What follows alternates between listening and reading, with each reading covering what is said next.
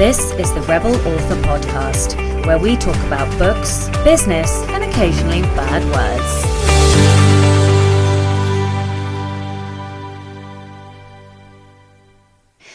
Hello, Rebels, and welcome to the Rebel Author Podcast, episode 48. Today, I'm talking to Alex Newton all about data, categories, and how you can use books and metadata to help you sell more of your own books. Today's show is a little bit special because the interview section is also a video. Alex created a helpful visual presentation to go with the interview today. So if you would like to both watch and listen to the episode and see his presentation, then you can head over to my YouTube channel, which I will include in the show notes. And don't worry, if you want to stick with just the audio, then we've made sure that everything was completely understandable without the slides. Last week's question was, what kind of self-care do you do? Edwin Downward said, there's always a fight between the voice that cries, I haven't earned the privilege of enjoying self-care, and the joy I get from taking a walk by the river. I completely understand that conflict. I always feel like I haven't worked hard enough to deserve a rest. And I'm not sure why that is, or why I see that so often with creatives, but it's definitely a pattern. So yeah. We need to all be a bit kinder to ourselves. Kerry Hardisky said, as for the question of self-care, I like taking a drive alone or even with Tiny Rebel, although she doesn't like to be contained very long anymore. I'll put on a podcast or music. Lately it's been either Hamilton or Six, the musical on repeat, and just go. I'll sit in my car and play Wizards Unite, the Harry Potter version of Pokemon Go. If I can't go somewhere, I'll read or journal. Sometimes just taking a shower feels better than anything. And I've actually apologised to my husband before when taking a long hot shower felt better than sex. Oh, I love that. That's hilarious. I love how truthful we are on this podcast. So this week's question is, how do you use data in your writing business? Now, I know that might be tricky to answer, but I think there are lots of... Oh, can you hear my cat like clawing or battering something in the background? Sorry. Where was I? Yes. Yes, data. So... It might feel like a tricky question to answer, but there's so many ways, even if it's just, looking at and comparing or tracking your sales or anything like that. So I'd love to know how you guys use data in your business. The book recommendation this week is Intuitive Editing by Tiffany Yates Martin. I have had a wonderful interview chat with Tiffany that I cannot wait to share with you guys. That's coming in a few weeks, and I have been reading her book. I've got sort of 4 or 5 books on the go at the moment, but after having chatted with her, I cannot wait to dive back in and finish it. I have loved what I've read so far, and I think it will really help you guys to find your best editing process. So yes, I will include links to that in the show notes. So in personal update, it's been another weird week. This whole corona nonsense is just bizarre, and I really need to get my son into a school. I'm stressing a bit as we approach the start of school time. Usually my son would be returning, if not next week, I think it's the beginning of the week after, and that's not going to happen because we have moved area, and he got rejected from the immediate local school, and the school that they have offered is not the kind of school that I really want to send my son to unless, worse dire circumstances. So we are on the waiting list for a place, and we'll find out by the 14th if he's got a place. If he hasn't got a place, then I am in trouble and I need to find another... Can you hear my cat? I don't know what she's doing, but it's incredibly distracting. Anyway, yes, so I will need to find another school, which is difficult because lots of the schools are classed as inadequate by the sort of rating Ofsted guidance system here. So yeah, I'm in a tricky place, and I'm worrying because obviously the sooner I get him back to school, the sooner I can ramp up my business again, as I have not been able to do as much as I would like to. My mum has been amazing, and she's been having Atlas for a couple of days a week, and that has definitely helped, and I'm super, super grateful to my mum. But when you are used to working 5 days a week and you have the amount of work that requires 8 days a week, getting 2 solid days a week is not cutting the mustard. So yes, I am feeling the stress about that, if I'm perfectly honest, right now. In other news, I have a new writing setup. So I love change. I love understanding my process. I love making it more efficient and effective. And one of the things that I suffer... What is my fucking cat doing? I'm just going to close my door. And because of the wonders of editing, I am right back in the room, and now without a cat causing chaos behind me. She sounded like a dog as well. It was weird. I don't even know where it was. Oh yes, my new writing setup. Right, yes. So because I like to iterate and optimize and create the best writing conditions possible, I noticed that I basically have no self-control when it comes to notifications and social media. So although I have apps like Freedom and Self-Control, they require self-control to turn them on when you're writing. And I wanted something that was just set up perfectly from the get-go, so it didn't require any willpower from me to get it going. So I was looking at the free write, but they aren't coming out for a little while. They've been delayed, and there was some kind of dodgy terms and conditions that said, oh my god, now there's a fucking garbage truck outside. Today just does not want me to record this intro. Okay, thanks to the wonders of editing, the garbage truck is now gone. Where was I? Yes. So basically, I don't want to have to use willpower. I just would like to also train myself, I guess, like operant conditioning, the classical dog and the bell. If I have a setup that is just for drafting, then I'm hoping that over time I will associate sprinting and getting a ton of words with that setup. Now, I understand that I'm in an extremely privileged position in that I can buy another technology, another computer, another device in order to do this, and I appreciate that not everybody can. But what I have done is I've brought an iPad which functions for multiple things. So this iPad, I think I did mention this on one of the other podcasts, but basically I've put no social media, no emails, no messages on it. I've got Scrivener, I've got Good Notes, which enables me to handwrite notes, and I can convert it to text and all of that cool stuff. And I'm using a keyboard, a Bluetooth keyboard, and that's it. And I don't have my phone, I don't have my computer, and fuck me, it has made an enormous difference. I haven't increased my word counts per day yet, particularly. I'm still getting between 2,000 and 3,000 words a day, but I'm getting them faster. That is helping. So I hope that over time I will, because I've got them faster, I will be able to do more. I'll just increase that muscle. Now, for those who can't buy another device, but would like to try this, my suggestion to you would be either to dress in a certain way, would be to, I guess like a writing uniform, would be to move location. Do you normally write on the sofa? Try a table. Do you normally write at a table? Well, try writing on the floor or on the sofa or in your car. That's another place actually that I write without distractions because there's no internet. What else? Yeah, so there are lots of ways that you can try and train yourself and give yourself a distraction-free environment. I think especially with everything that's going on with Corona still at the moment, it is very easy to be frazzled and unfocused. I know I have suffered with that. So yeah, I hope that that might give you some ideas. And just to say, basically within, I don't know, a week or two, I have done like 50% of this novella. It is a novella. I'm expecting it to be less than 25k. But I've done 11k and it feels like I've done it very quickly. And also I'm flowing better. So the words are coming out easier. And I genuinely think this might be because I'm not being interrupted as much. So yeah, and the last bit of update is the prose course.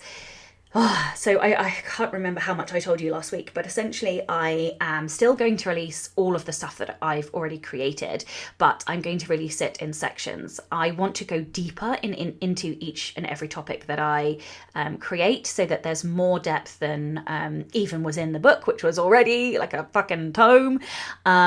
So what I am doing is I'm narrowing and almost going by chapter, and each chapter will be a course, so that I can provide as much depth and as much value for money in each of those. So I'm still aiming for the 8th of October, and the first one that I am going to release is going to be around using the senses in your writing.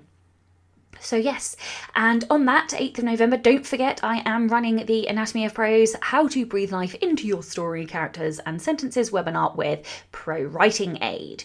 And I will include a link to sign up for that in the show notes.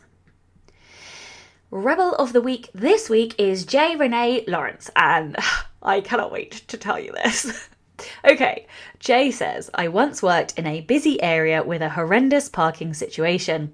I couldn't afford the yearly permit, so I was forced to move my car every 3 hours to avoid a hefty fine. Sometimes I'd drive around for 15 to 20 minutes looking for another parking space, and to make matters worse, the areas were incredibly narrow. Those were all systemic annoyances that I could grumble through, but what I could not deal with were the entitled drivers who decided to take up 2, or I kid you not, 3 spaces. Of course, they were always stupidly expensive cars like Teslas or vintage Mustangs. I assume their owners didn't want to risk their babies getting scratched up, but I noticed that these cars never got tickets, and it made my blood boil. I couldn't key the cars or anything, but I wanted to communicate to these drivers that they were pricks. So I brought some big golden star stickers and wrote, "Nice park job," on them. Every time I came across an irresponsibly... I can't finish it without laughing. Every time I came across an irresponsibly parked car, I'd slap one on the windshield as my passive-aggressive way of giving the driver the finger. Absolutely love this rebellion because everybody hates a wanker who is parked. Well, everybody hates someone who parks like a wanker. Like, oh my god, I completely understand the rage and the boiling crossness that you would have experienced. And I have to say, this is the second time I've read this story, because I read it when you emailed it to me and I laughed so hard then too, and it's just as funny the second time I've read it. So yes, thank you for that rebellion. I think it's absolutely genius, and yeah, I love it. If you would like to be a Rebel of the Week, then please do send in your story. It can be any kind of rebellion, big, small, or somewhere in between. You can email your Rebel story to rebelauthorpodcast@gmail.com or tweet me at rebelauthorpod. No new patrons this week, but as always, a huge heartfelt thank you to all of my current patrons. I love you guys. You guys are literally the best. Not only because you help to keep the podcast running, but you also, like, oh god, I say it every week, but you really make me feel like what I do is worth something. So thank you from the bottom of my heart.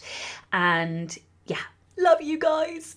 If you would like to support the show and get early access to all of the episodes, as well as bonus content, or even joining my Rebel Author Slack group, you can from as little as $2 a month. All you have to do is visit patreon.com/Sasha Black, and that's Sasha with a C and not an S. Let's get on with the show. Hello and welcome to the Rebel Author Podcast. Today I am joined by Alex Newton.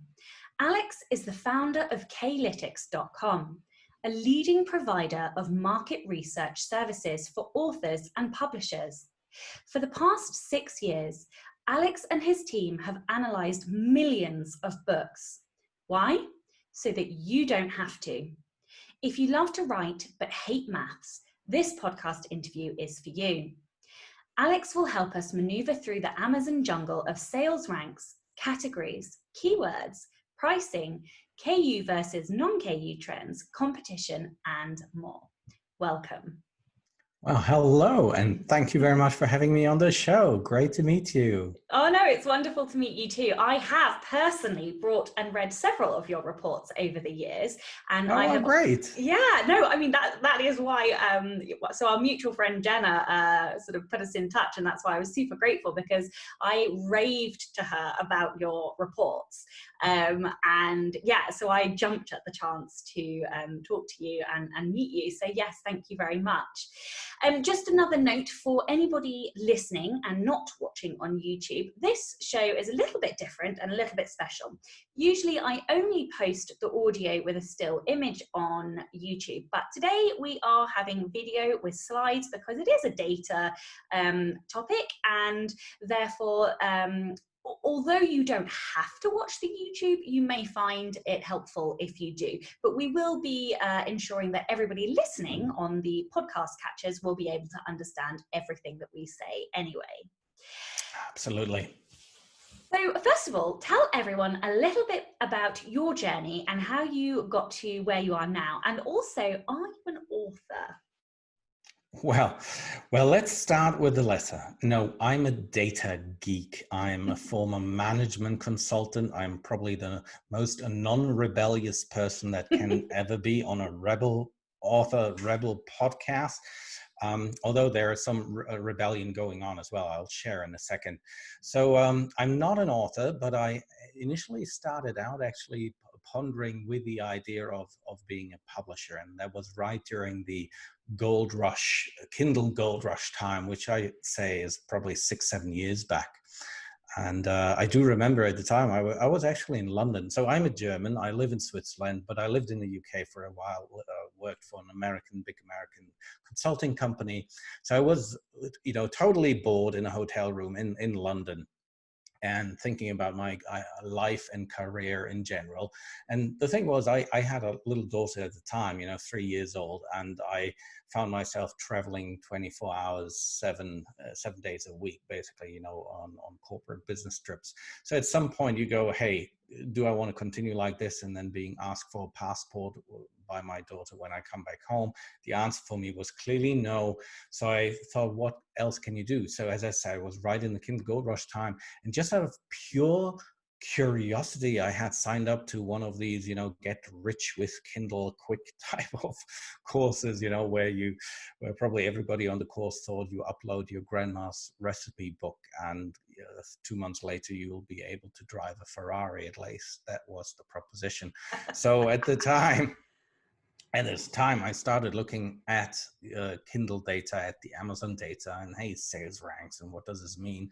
Soon to realize that with the 30,000 billionaire romance novel, or the 600 paleo breakfast recipe book, you may not become a millionaire at the time. So, but I shared the data. My initial analysis of the time was like 30 big main categories on Kindle. I shared that with a couple of authors in the group, and they tore it out of my hand, and the rest is history. So, months later they said, hey, can you do this on subcategories, and can you do this on subcategories? And I think in 2015 we explored all the categories, tracked them every month, and and ever since then we're providing market research information to all those lovely indie, hybrid, and traditional authors out there, as the artists of the world who are creative and not data geeks. So I'll try to bring that into the equation. Yes, and I'm sure I speak on behalf of the author population and the non-mathematical data-driven population when I say I am super grateful, because I don't really do numbers at all. So yes, I love your reports because they make numbers so accessible, and data so accessible and visual as well. So yes, thank you. I'm going to continue probably to fangirl for the rest of this podcast. So sorry about that in advance. Okay, so we are here to talk about data and how authors can use data to sell more books. As I've mentioned, I've purchased a few of the K-Lytics reports over the years, but for those who haven't necessarily heard about your company or haven't purchased the reports, can you tell them a little bit about what your company is about and what the reports actually give them? Absolutely. So basically, the whole story starts out with, this big challenge which existed not just now, but already, already years back, where we all know out there the Kindle space has become and has been for the last 6 years a very, very crowded space. So, when I ran those numbers last time, basically in February this year, it was like 6.2 million in English speaking books on the Kindle store, right? And when we started Whoa. out, that number was like 2.7 million at the time. So you see how it grew in 5 years. And essentially, we still have like 70,000 new titles added every month to the Kindle platform. Amazon has grown in digital terms much bigger than the Library of Congress, because they unless there's a scam going on, they don't purge any books from the platform. So it's growing and growing. So we've seen another like 12% growth in the supply of books, in the sheer number of books being out there. So where do we come into the game? Well, first of all, many authors may feel a bit overwhelmed at that vast ocean and how to get discovered, right? And basically, no company in the world or no author service in the world should ever promise results, right? In terms of you're going to be a number one bestseller or this or that. But I think numbers can help improve the odds of success. Nobody can guarantee success. And what we found was basically many authors start out, they work for themselves alone. So they look at their own portfolio, they do experiments with whatever advertising and say, okay, that worked for me. And so they keep doing things. Some then say, well, let's work together as an author team. So you have many good Facebook groups, you get discussions with fellows, you have podcasts like this, so you share knowledge.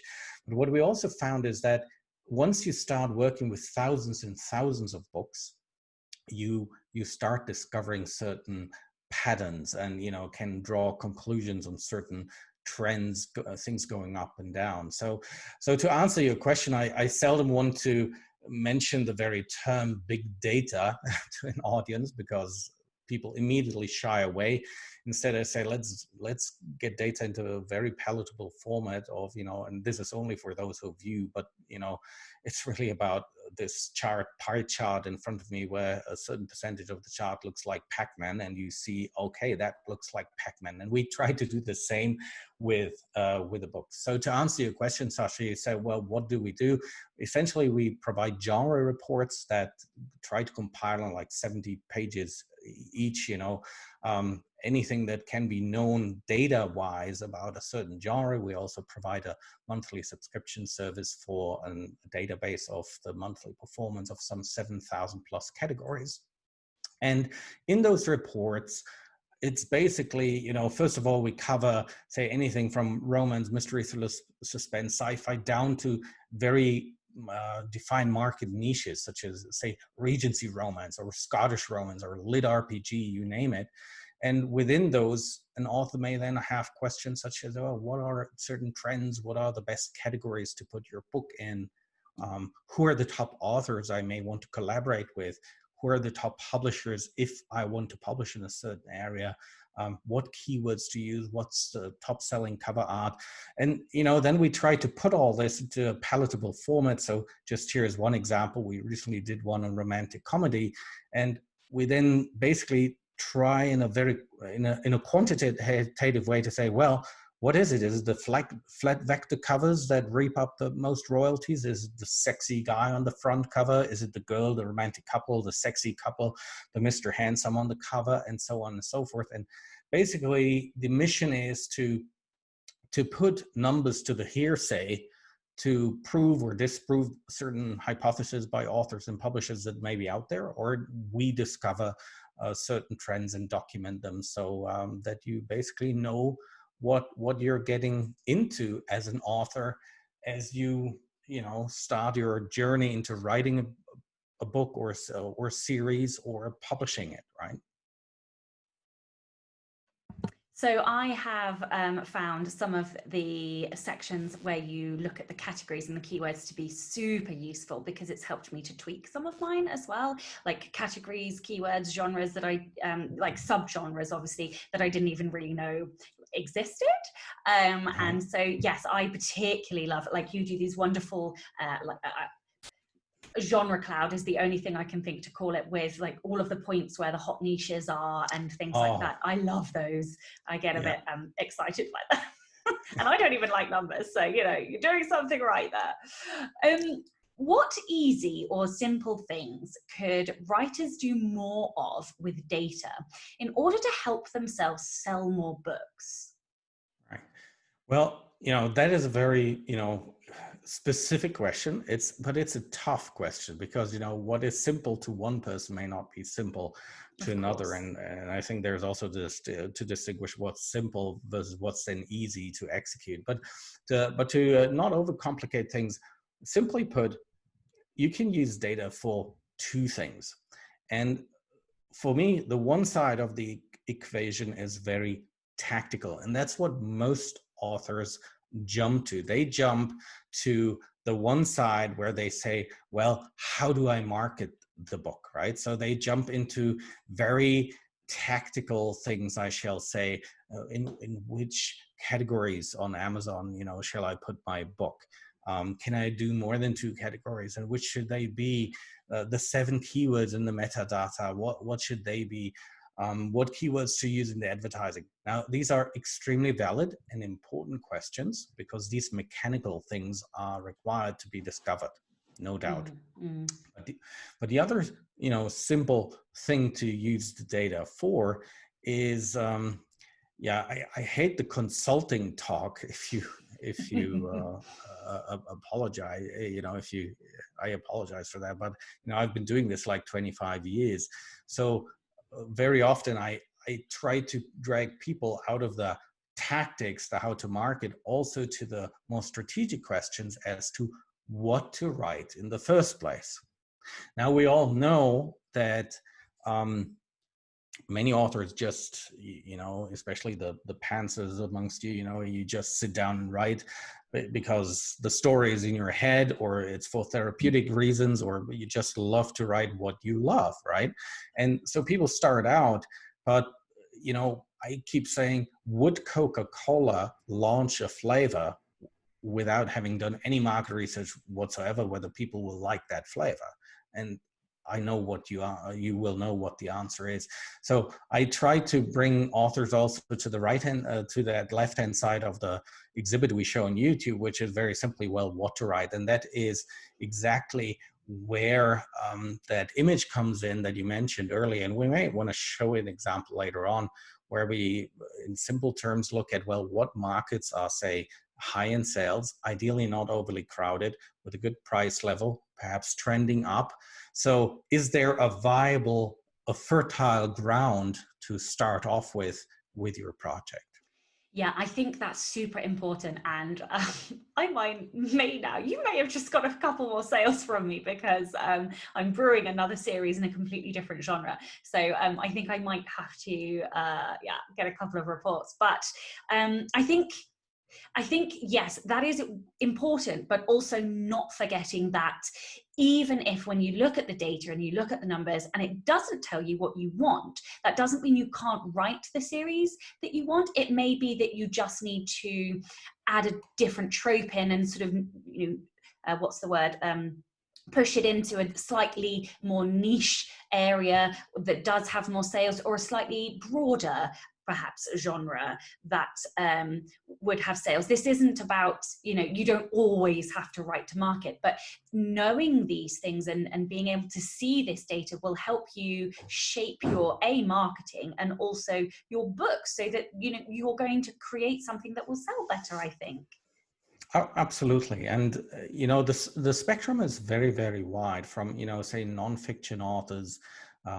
I had this story of an elderly couple. They said they want to improve their pension, right? So, well, what do you know? I'm so good at gardening, and I want to put out this gardening book on Kindle. I say, well, great, but I just looked in the database that we track, the gardening and horticulture category. Even the top 20 books out of 30,000 gardening and horticulture book on average sell only 3, 4, 5 Kindle copies a day each, right? So why bother?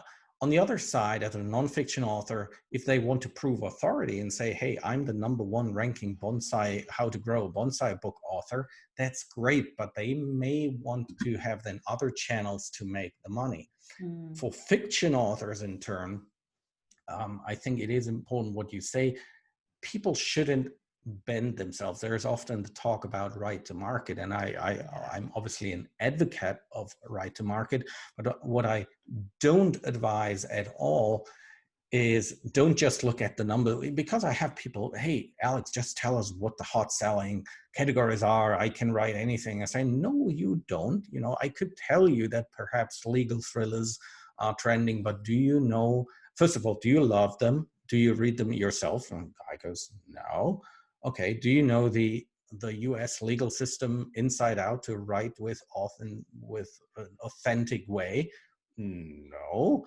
Well, do you have the craft skill to do a certain, you know, dialogue type of thing that is typical for legal thrillers as opposed to romance? No. Well, then don't. and and I think right to market starts with what is in your head, with what you love, what you know about, and where you have the craft skills for, and then you bring in the data and say, if I tailor it a bit, my cozy mystery a little bit more towards this whatever paranormal side, that may, you know, fly better than just the dogs and cats. You get the idea. And I think that's important for the authors who are not into numbers to realize that the creative part can benefit from looking at some of these numbers. That's it, exactly. I couldn't agree more. As I would love to be one of those authors that can write to market, but I'm just not. The stories come to me that come to me, but like you said, you know, knowing the data can help me to sculpt them to be more palatable to the market, and that's what I try to use your reports for. And that's sometimes all that is required between, you know, we talked about improving the odds of success, and sometimes that's all that's required, a little tweaking towards this or that direction of what you already have in mind or even have already put on paper. Absolutely. Should a writer choose their categories on bookstores? Should they plump for the popular categories? Should they plump for the more niche categories? And or perhaps maybe we should just start with just a brief explanation of what we mean when we say categories for those who might not have published yet. Oh, absolutely. Well, first of all, why categories in the first place? And then, you know, how do you choose them? And I mean, we could probably do a whole seminar on this, so I'll try to be very brief and concise. But well, first of all, categories like keywords, like some other aspects, like your book title, book description, do matter. Why do they matter? If you go into Walmart and you want to buy noodles, you have to go to the noodles aisle, right? If you put the noodles into the washing powder aisle, it will not be discovered.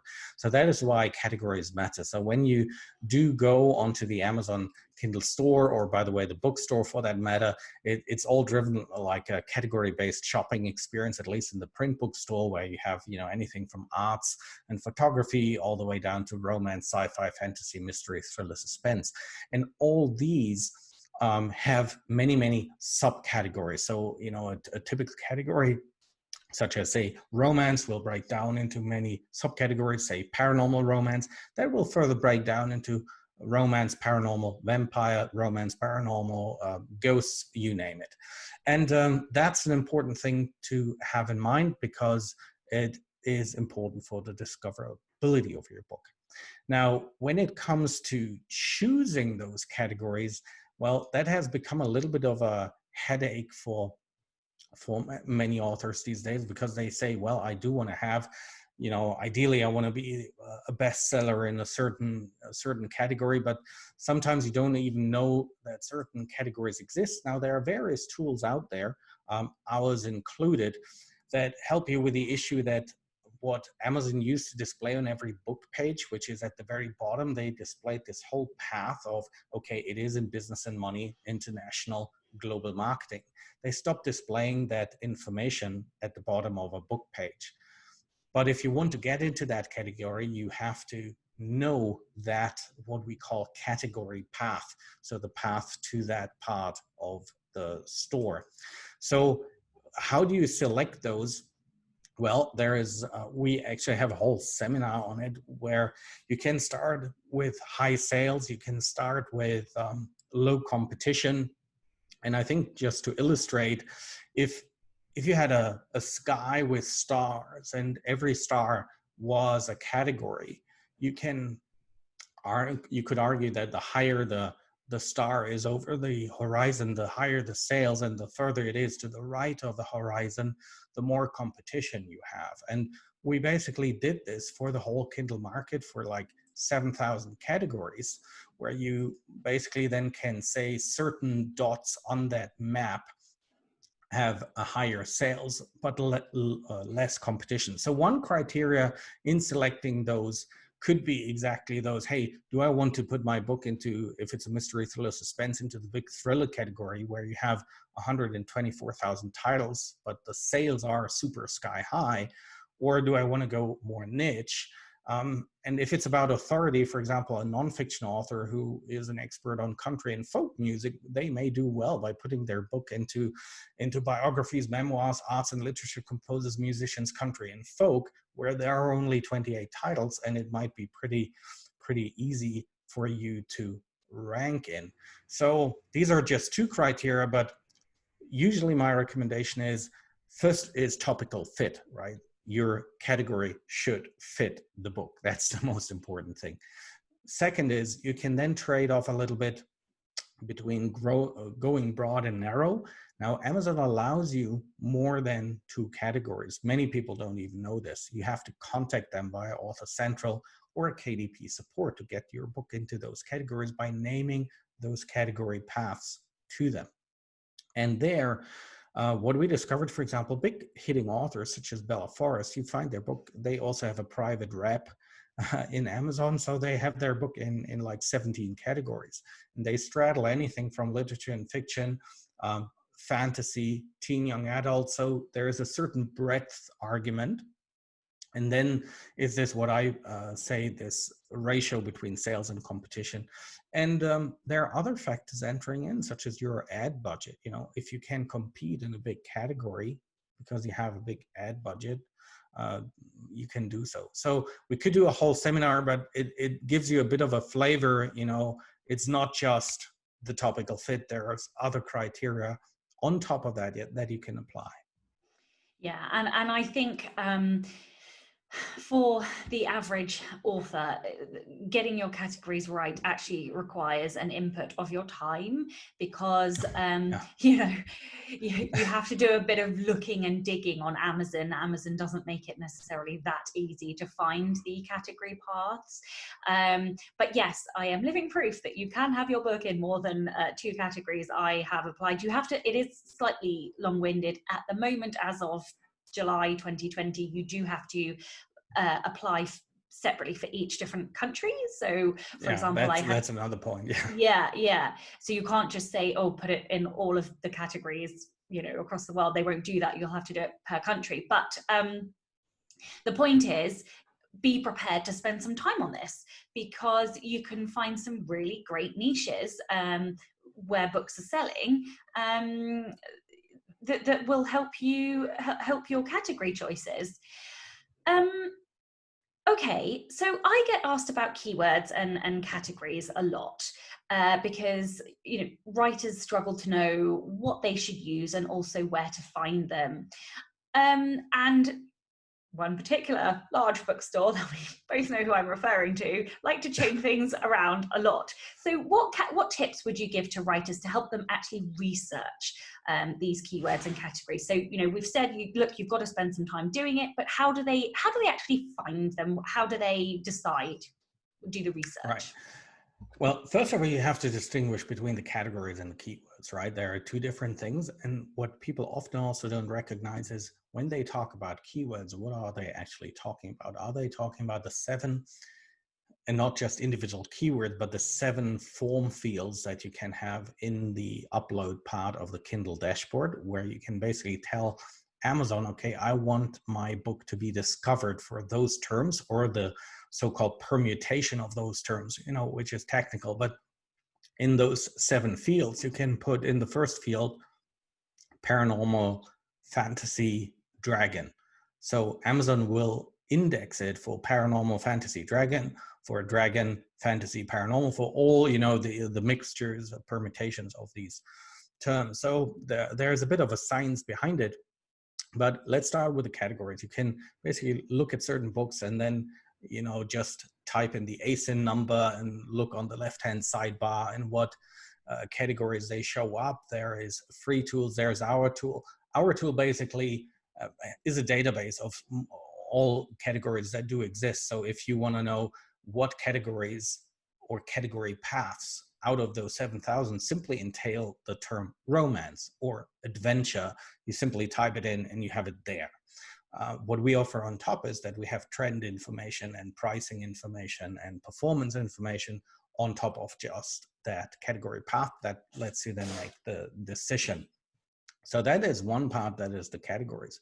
For the keywords, my advice would be you really have to know what you aim for. So is it those filling in the metadata, so the data in those 7 form fields of where you upload the book in KDP, or is the purpose of the keyword being an advertising keyword that you put into the Amazon advertising engine? And those are 2 entirely different things. The first one, in the upload board, you have 7 form fields. And there are good articles out there. You know, should you fill in 50, or there's a maximum of 50 words that go into each of these fields. And, you know, go check out also, you know, Dave Chessen's research on he specifically, they experimented with 120 authors, you know, different ways of filling out those 7 fields. I think his research on this is leading, and I highly recommend it. But the essence is, this is how you get discovered by the Amazon search engine. That's called indexing. Whether you then rank is a different matter. And since it's an ocean of books out there, you may want to apply also for an advertising account, or you have an advertising account, and then you start bidding for things that consumers put into that search bar on Amazon. And there you can use thousands of keywords. You can bid for thousands of it. There's where then our reports would, you know, say, okay, who are the top authors? You can do, I mean, these are tactics that are widely debated. You know, should you bid for whatever, Michael Crichton, because you publish a techno thriller? Should you bid for his name as a advertising keyword? You know, is this legitimate? Is it dodgy? Many people do it. You know, do you do defensive advertising where you bid for your own author name on the platform, or do you all sorts of things? So you get the idea. It's different from, do I upload my book versus do I do advertising? And once you have those 2 things apart in your mind, and first focus on categories and upload keywords, that's discoverability, indexing, and a little bit of ranking as well, right? And then comes the advertising part, and these are 2 different things. Amazing. I think there are going to be a lot of people taking a lot of notes at the end of this podcast. So thank you. Okay, so let's say an author has their keywords for their upload, now their upload keywords. How often should they change them? What's long enough to know that perhaps then a test or some advertising that they've run on it is sufficient to know that they either work or they don't work? So again, big distinction, upload keywords versus advertising. Advertising keywords, you can change them all the time. You know, I mean, you know, you stop those that don't work, you add in new ones. There's different philosophy of changing them over or just refreshing, copying them into a new campaign. Let's put that aside. Mm-hmm. What is important on the KDP upload keywords is, if you tell Amazon, my book shall be discovered in that first field for billionaire romance, which is, by the way, very crowded, more than 30,000 search hits, right? If somebody go through all these pages of results, right, and there's 400 pages, then they cap it. But if somebody clicks on your book, Amazon basically stores that information and knows, for billionaire romance, the consumer clicked on that book, okay? Even better, if the person then purchased that book, that's what counts the most. That's called conversion, the Amazon algorithm, or basically that's such an elusive term, their database will store somebody typed billionaire romance, somebody clicked on that book, and somebody purchased that book.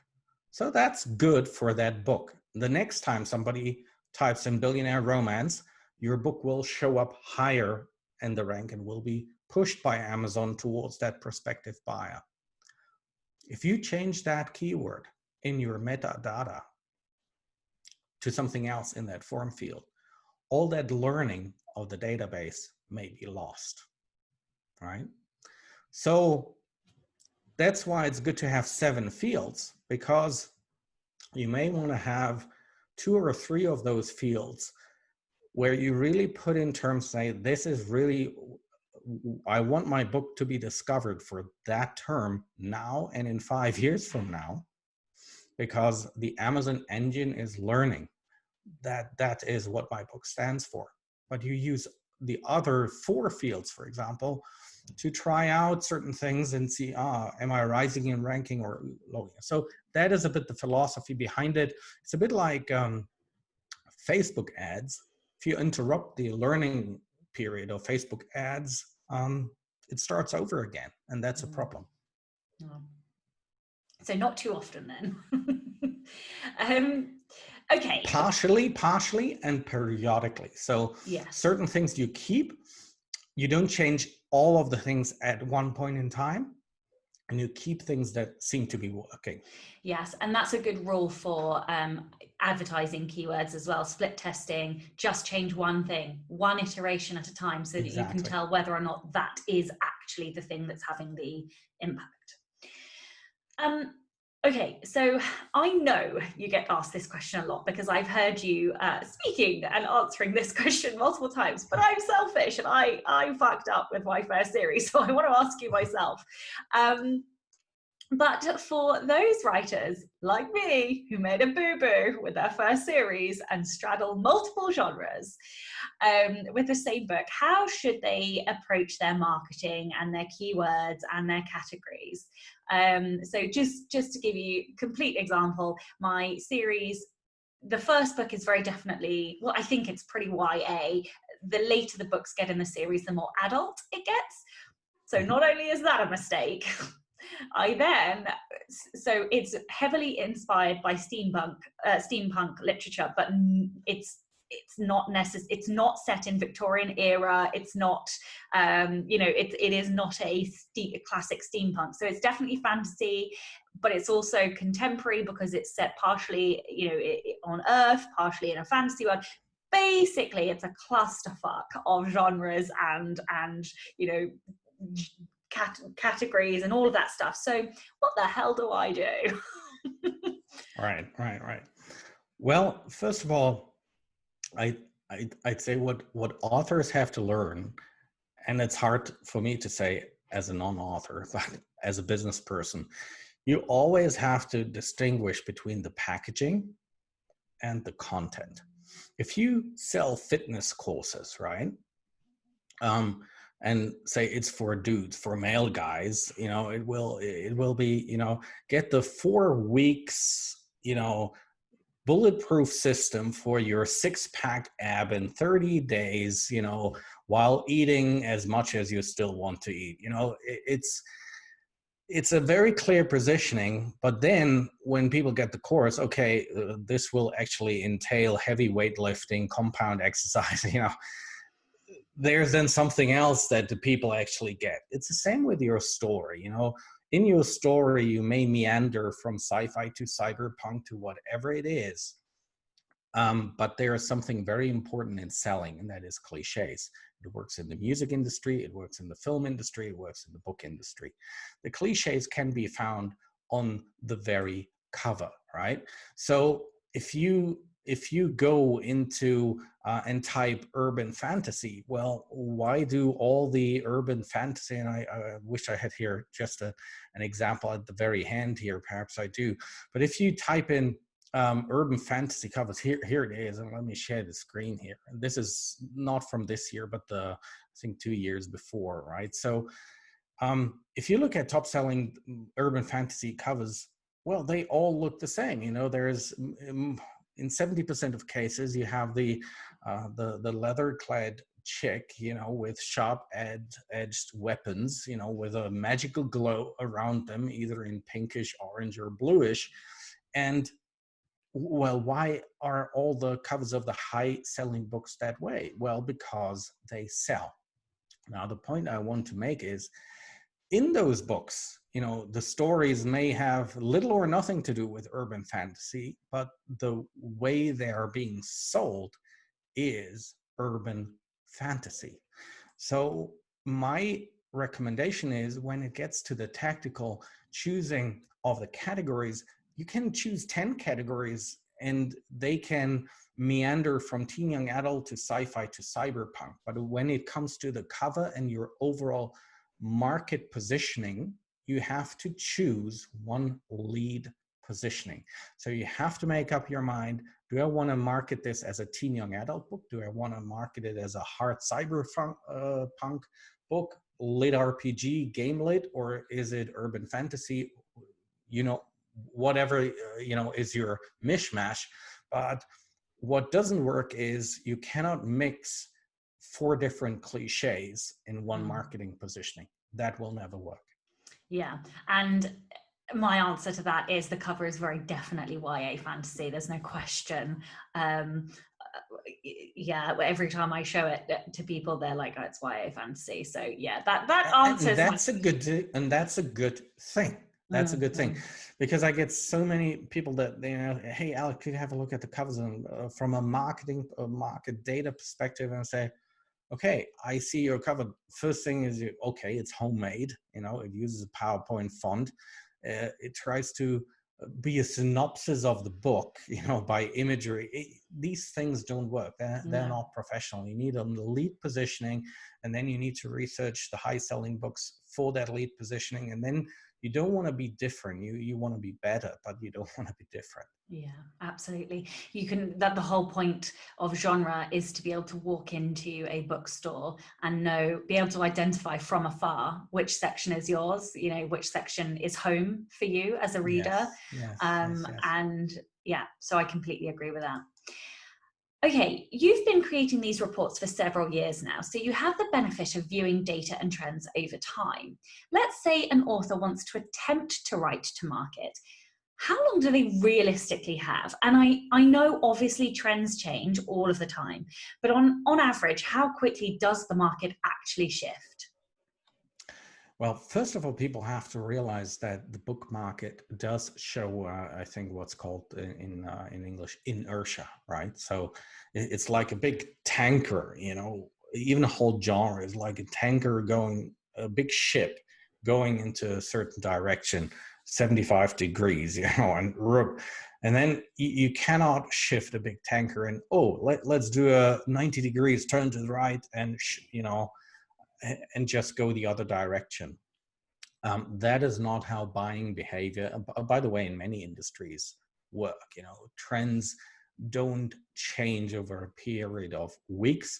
And especially in the book industry, you have really trends that are 2, 3, sometimes, 10 years long. I mean, my most favorite example, which I keep showing people to illustrate it, is, take vampire romance, take what happened after Twilight. I mean, Twilight, it's been over how many years? 10 years? 10 or 15, yeah. 10 or 15 years. Now, what happened, for example, in that case was, what we tracked here is the Google search volume for those who only listen to this. We're showing a graph that basically shows over time, of a period of 15 years, the search volume for vampire romance. And it has all its high times, in 2008, but then there's a second peak, 2012, then it goes down, it peaks again in 2015, 14, 15, and then sort of it's trailing off. By the same time, after that, you have a slightly different long-term rise of 3 years, paranormal romance going up, and then it's like a a 6-year very slow decline, but still being very high and successful as a genre. And you have things like, reverse harem and these sort of things where you think that's happening overnight. It's not. The popularity of the trope has been pushed by the Korean and Japanese manga and comic industry for 4, 5, 6 years. Then some urban fantasy authors 2, 3 years back, 4 years back, picked it up. It became a trend. Then lots of people jump onto the bandwagon.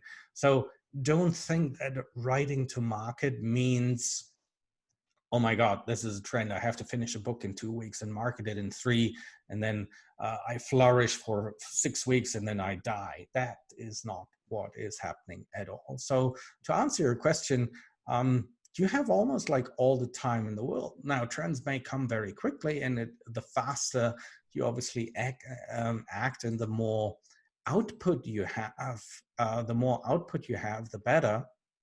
But I think that's what the whole story is about. And you will see, just, excuse my long monologue, but Bella Forrest with Shades of Vampire, after Twilight has already died off, she reaped the benefits of that mega trend for 5 years in a time. I think it's a sequel with more than 60 books in it. Mm-hmm. And I think especially with vampire fiction, it's so cyclical, because before Twilight you had Anne Rice, An Interview with a Vampire, and I am utterly convinced vampire fiction isn't far away from coming back. I've started to notice a few quite big authors in the traditional Bella publishing Forrest is coming back to it, right? Yeah, so she is, huh? But also Jay Kristoff, he's a big young adult and also adult fantasy author. He is writing a vampire series now. I'm pretty sure V.E. Schwab is doing shorts or something to do with vampires. And Renée Adia, I think that's how you say her name, she's also partway through a vampire series. And yeah, you also had the True Blood stuff, which went on TV and was very big. And I think vampire fiction in general is never actually going to die because it's far too popular, but it will obviously it will come in waves, as you've seen by the data. And you know why that is? No, I don't. Tell me why it is. But I do. Tell me. Because vampires never die. Oh, I love it. So the other thing I was going to say about this is, whenever you write to market, even if that market crashes as a fiction market, the likelihood is it will come back around again. And so long as you take care of your intellectual property, so long as you refresh the covers, when that wave comes back again, you still have those books, you still have that intelligent property, you can market it again. So you're not losing anything if you have written to market and that market then dies. Because all of these things, like dystopian fiction, obviously that's not very popular right now, but I bet it will come back in a couple of years' time when all this corona nonsense is over. Well, there's two, three things you mentioned. The one was Paranormal Romance, and I just happen to have the data right in front of me, and it's an interesting thing to look at, because in Paranormal Romance, you see, excuse me, you see that there was a big hype in late 2015. Then the market sort of dove, and you have all these peaks and valleys of short-term sales rank performance. But it sort of had a decline and dip all the way to like March 2018. And then if you don't look at like the mathematical trend through those ups and downs, you wouldn't see it. But it's exactly like you say, we're seeing a trend upswing again in Paranormal Romance. And part of that is driven by the vampires, some by the dragons. And so the trends are happening. And while we're talking, I will still try to look at dystopian romance, for example, teen, young adult. There was a 3-year decline. Here, Suzanne Collins comes around the corner, finally publishes the next in the series, and all of a sudden, the whole thing, lifts back up again. And I'm just, browsing through the data. Perhaps I have it here because it was a very interesting statistic also through Corona, because people think, well, do people read dystopian these days? And it was a very short-lived fluctuation. From a reader perspective, Corona is gone. It's nobody talks about it anymore. But here's for example the 5-year trend of teen young adult dystopian romance, and it's so you see the coronavirus period on the exhibit as well. But what we have is there was this huge performance in back in April, back in start of 2015. That's where the top 20 bestsellers of the teen young adult dystopian romance category were, like in the top 1,000, top 2,000 of the Kindle store all the time. That value declined down to like 8,000 over a period of 4 years. Then towards end of last year, the whole category took a real dive. And we know there's category pollution, and are all the category books categorized correctly? No, they're not. But by and large, that was a category where you can still measure it quite well.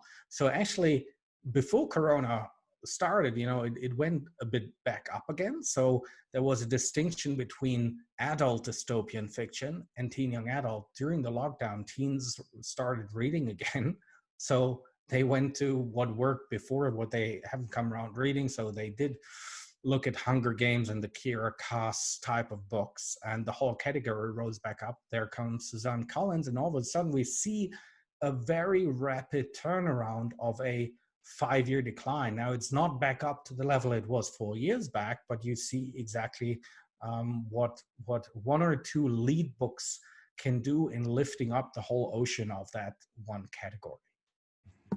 That is absolutely mind-blowingly fascinating. I can't believe, and I suppose the other benefit then is that all the other, like you say, the rising tide, all the other books in that genre will be getting the uplift as well. To a certain degree at least, yes, absolutely. Yeah. Okay, what mistakes do you see writers making with their data? Wow, what mistakes do they make with the data? The first is not to look at any data at all, but that's for me a data geek. So I think I'm a little biased there. But what mistakes can you make? The one is I mentioned before. Do you want to use the data for tactical things or more strategic decisions, and not knowing what questions you actually want to answer with the question? And then there are some almost like a beginner's mistake. I mean, if you don't even know that you can have your book into not just the BISAC code default categories in the upload board, but in storefront categories, that's a big mistake, where people launch their book, but they're only in some very broad book industry code type of categories. That's one mistake. The other mistake is misinterpreting data. And the most famous example, simple example, is where you sometimes see Facebook discussions where people go, "Hey, I'm a number one I'm a number one bestseller," right? And you then go, and it turns out it is in that, I'm the number one bestseller. So Amazon invented those, orange bestseller badge. They didn't invent those bestseller badge for the authors. They invented them to seduce people to buy books, right? So the more bestseller lists you create, the more orange badges you have, the more bestsellers, quote unquote bestsellers you have, the more people you have to click on the book with the orange bestseller. So I think for me, the most famous mistake is when it comes to sales ranks and all these things is not to distinguish what is on the book page. There's an Amazon Kindle store paid sales rank. That is, how well is your book doing relative to those other 7 million books out there, versus the 3 category sales ranks, which is how good are you doing in that outdoor sport rodeos category where you have only 23 other books. Yeah, absolutely. And sort of looping back to what you said at the start about the number of books and authors being overwhelmed, a lot of those 7 million have actually never sold a book ever. So, True. you know, they don't even have ranks. That's the crazy thing. Yeah, and obviously we also need to develop and think further, because you've seen that map of, you know, the sales versus the number of books in the category, and I sometimes also think, well, you know, up until now there was a very good measure, but if these books are not actively marketed, but now I just sent out a mailing where I said, if you today put in a search term into the Amazon search bar, you're typically presented with 17 results, 16 books in a list, and one sponsored brand at the top if you search on a desktop or a computer or a tablet. And of those 17 items, 7 of them, and to do the maths, that's 41%. So almost half of the books displayed, you can argue, are pay to play, are basically shown to you because some author or publisher pays Amazon to show them to you, right? So the question when it comes to competition is the sheer number of books still the measure of competition, or is it the sheer number of people and how much money they bid to be shown to the audience? And probably more the latter is the case. So we're also experimenting with measures and how many, you know, sponsored results do you get for certain genres and items, which may become the new measure of, you know, like true competitiveness. That's interesting. Which is obviously an interesting topic in its own right. Yeah. Oh, I'll be interested to see. Have you added those into the reports yet? No. Okay. Well, we're looking at certain keywords things, but we are experimenting with advertising competitiveness of certain genres, but, you know, a bit early to say. First, next thing is we have data now on audiobooks as well. They're not published yet, but that's obviously a lot of questions we do get, and we do have some data on it. My first audiobooks will be out later in the year. So yeah, that will be very interesting to me. Although I am only doing nonfiction. I'm not doing my fiction yet. There was something else I was going to ask there, but it's gone. Never mind. Okay, you crunch data constantly. And while you obviously don't have a crystal ball, I suspect you do have an educated guess as to what's coming next, or at least perhaps some of the cyclical trends that may be due their turn again. So what do you think the future of publishing in terms of genre holds? Well, if I knew, I wouldn't be talking to you here. I would be a very rich publisher driving my Lamborghini down the road. So no, but seriously speaking, I think we're observing a couple of things, and that's not now naming a genre, but naming a mechanism that you can also observe yourself. I think you always have to distinguish between buyer created trends, which I think are the true trends, or supply side induced trends, which is a fancy word for authors banding together and trying to create a trend.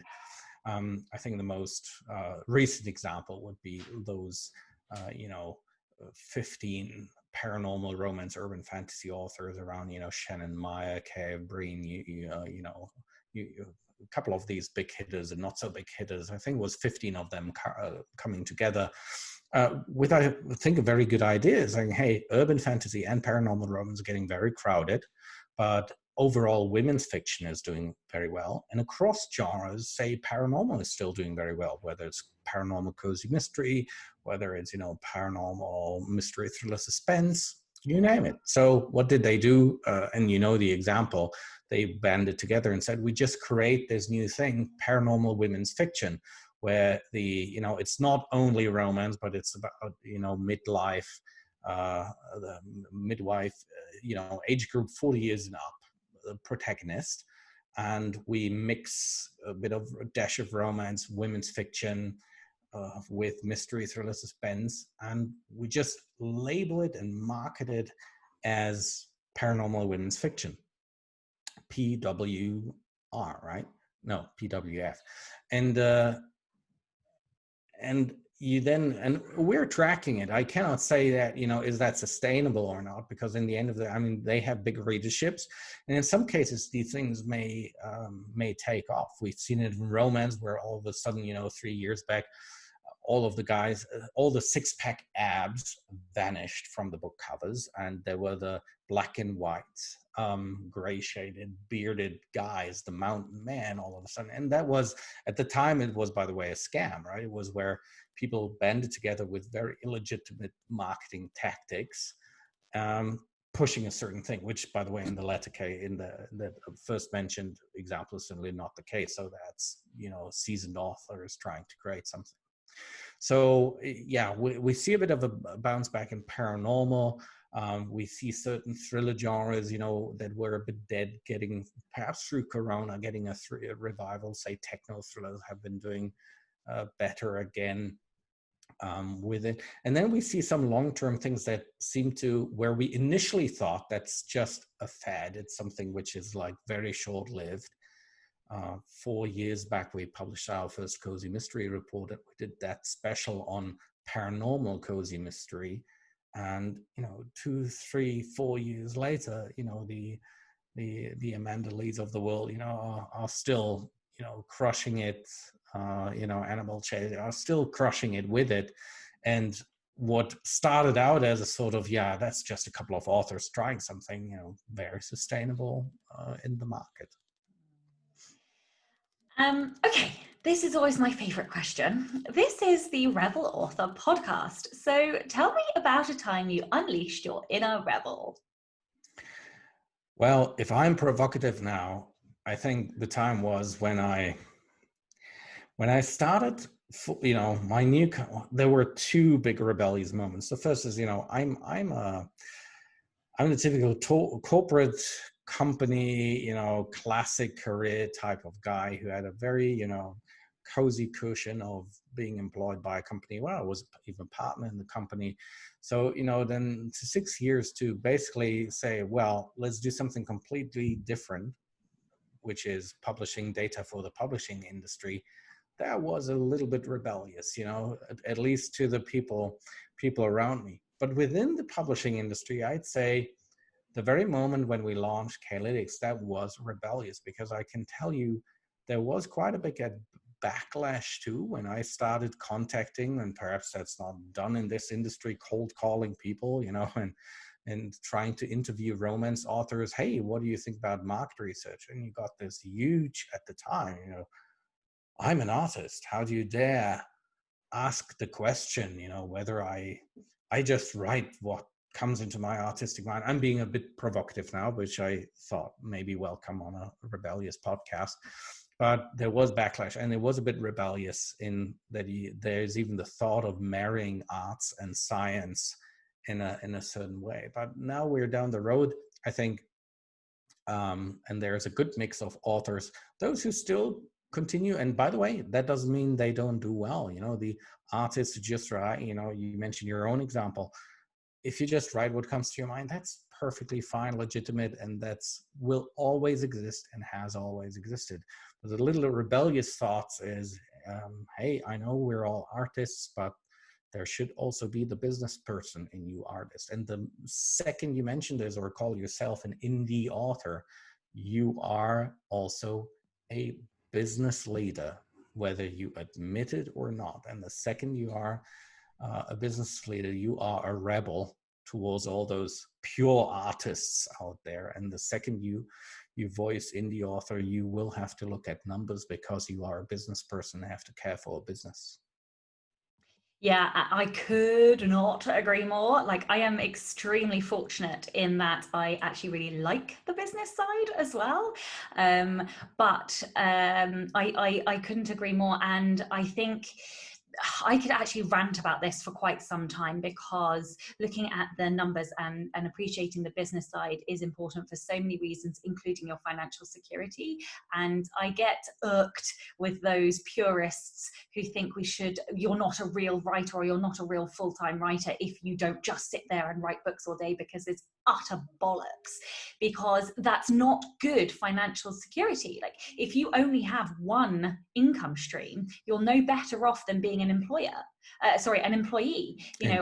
Exactly. When I was under threat of redundancy for 2 straight years, and I survived 4 times. If my only income stream was sales, book sales, then actually I'm just an employee of Amazon, and therefore I am no safer than I was when I was in employment. And that's absolutely the antithesis of what I'm trying to do here. I'm trying to protect myself. I'm trying to build a business that is sustainable for the future. So yeah, completely agree. Okay, thank you so much for your time today. Can you tell listeners and watchers on YouTube where they can find out more about you and your company, and where they can obviously purchase K-Lytics reports? Well, very simple. Just visit us at K-Lytics.com. That's K-Lytics.com actually, and I guess you may want to put a link also there. So as said, there's individual reports. We do encourage people to also do memberships, because it helps us and helps you. You get access to virtually all the reports via memberships and the big database, depending on the tier of membership. So just check out K-Lytics.com, which, by the way, which is a story in its own. We started out at KindleLytics.com before I launched, but my lawyer said you don't want to get into a trademark dispute with Amazon and Kindle. So that's when the Indle vanished from the Kindle. So here we are, K-Lytics.com. And of course, if you have questions, you can always contact me at support@K-Lytics.com. Just put it attention to Alex, and it will be channeled to me, and I'll be happy to answer your questions. Amazing. Thank you so much. And as I have already mentioned, I highly recommend the reports. So yeah, do go and do yourself a favor and go and get one for your genre, and probably a closely related genre as well, just so that you can see, give yourself a bigger strategic picture. So thank you so much for your time today. Well, thank you very much for the invite, for having me on the show, and the endorsement, the feedback. It was great fun talking to you, and I hope the listeners enjoyed it as well. Thank you so much. And thank you also to all of the show's patrons. If you would like to get early access to all of the episodes, then you can do so by visiting patreon.com/Sasha Black. I'm Sasha Black. You are listening to Alex Newton, and this was the Rebel Author Podcast. Next week, I have a cracking interview with Jenny Nash. We have a discussion all about author coaching, and both why you might need or want it, and also how you can do it as a side hustle to bring in additional income. So join me next week for that. Don't forget to tune in and subscribe on your podcatcher. And when you have a moment, please leave a review.